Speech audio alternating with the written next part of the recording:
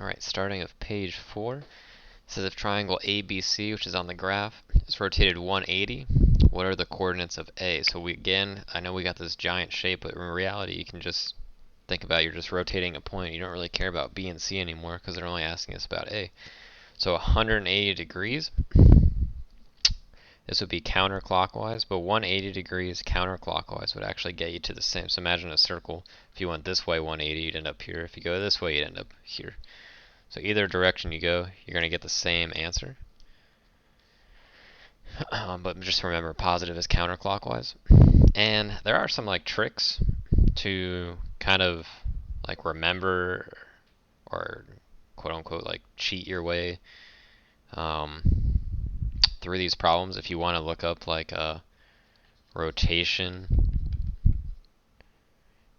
rules geometry, I'm sure they'll show you some stuff that you can remember if you wanted to. And what I mean by that is, like, let's take point C as the easiest one. Its coordinate is 1, 1. If I rotate it 180 degrees about the origin, it would be over here at negative 1, negative 1. And so basically what is happening is just these coordinates are kind of just flipping signs. So you would be able to kind of say that, hey, A is 5, 4, so A prime would have to be negative 5, negative 4, and that's going to be our answer. And so what I meant by that is like 180 degree rotation, they're going to tell you like x, y on line would become negative x and negative y. And there's rotations for 90 and 270 and things like that, so if you're struggling with rotations, maybe look that stuff up. Another way to do this, if you didn't like that, was how I taught us in class is, okay, we got this box. It's a 5x4 box, and if you're rotating it about this green point in the center, this box, if you rotate it 90 degrees, remember it's in the first quadrant, if I go 90 degrees, it's got to end up in the second quadrant. And imagine you're just like lifting this box up and rotating it. So like picking it up, like pushing it this way, and then just rotating it that way. So then it would be standing up 5, and then it would be 4 wide.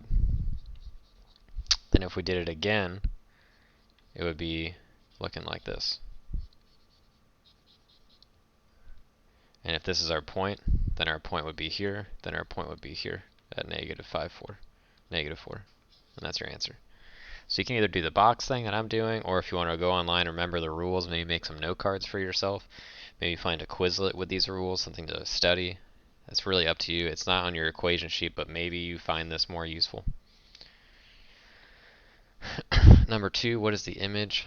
Using the translation. Alright, this is an easy one. All you have to do, you know that this is x, this is y. So you're just literally plugging 11 in for x and negative 4 in for y.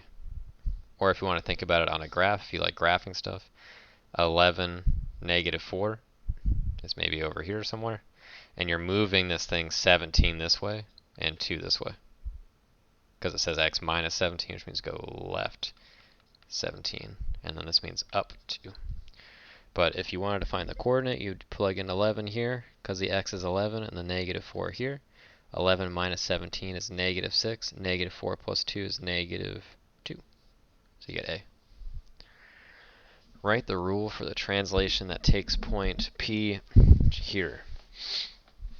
What they mean by rule is like this. This thing. This is our translation rule. So you would do x, y, goes to. Alright, this is our original. We went from 3 to 2. So what would you have to do? Add or subtract to go from 3 to 2? So this would be x. How much are we adding or subtracting? We're subtracting 1 to go from 3 to 2. And for the y value, we're going from 2 to 4. Did the add or subtract to go from 2 to 4? So it'd be y plus 4.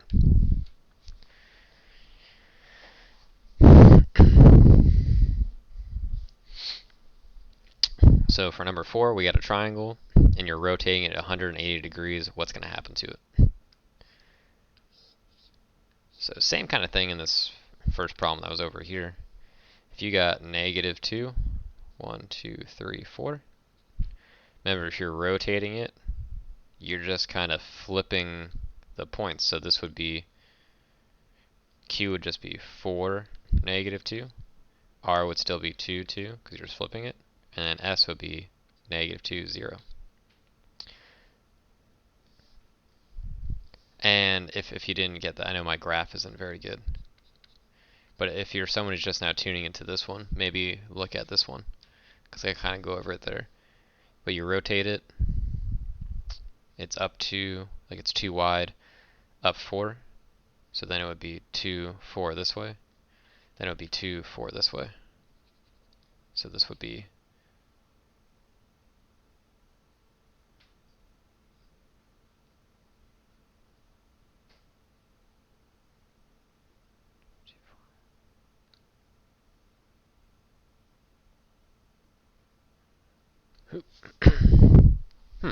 let's think about this one a little bit more.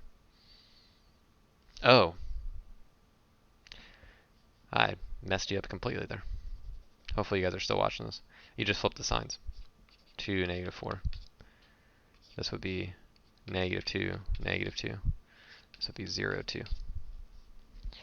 Because whenever you rotate 180 degrees, xy becomes -xy, -y. Hopefully you kept watching that. So you got a box, that's 2 by 4, then the box would be 4 by 2, and then you're turning it again, 2 by 4. And if you're really struggling with the box method, I encourage you to look up the geometry rotation rules and make some flashcards. Number 5, they just want you to tell like what has happened in each graph. So what I would do is actually look at the names of the points. You go H is in the top left, H is in the top left, N is in the bottom left, Y top right, W bottom right, bottom right. That has to be a translation. You're just moving them all like this. You're just picking up all these points and moving them. You couldn't have rotated it or reflected or anything like that. So that's a translation. Same way with this one. C. Okay, C is in the bottom right, then it's in the top left over here. So we couldn't have translated that. R looks like you could have reflected this thing, right, over the x-axis. But if we did that, that means C would be here, or here, and it's not. So this is actually a rotation. K is in the top, K is in the top. P is here, and then it's here. This is not a translation, because look at how this original shape looks. So the new shape would have to look exactly the same, and it looks like it's pointing the opposite direction. Doesn't look like you rotated this one, right? Because if you're rotating it, just imagine rotating this thing all the way around. That means R, like if you rotate this 180 degrees, R would be then up here, and then K would be down here, but they're not.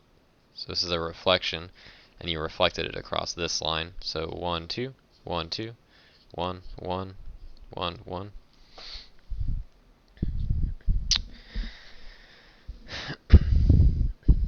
And this is a reflection. So if you look at this, if you were to pick this and rotate it around, right, UZ would have to be over here. Or if you rotated it this way, right, the DH would have to be over here. This is not a translation because the shape would have to look exactly the same. So it'd have to, if I rotated or translated over here, it'd have to look exactly the same orientation, and it's not. So this is actually a reflection across the line y equals x.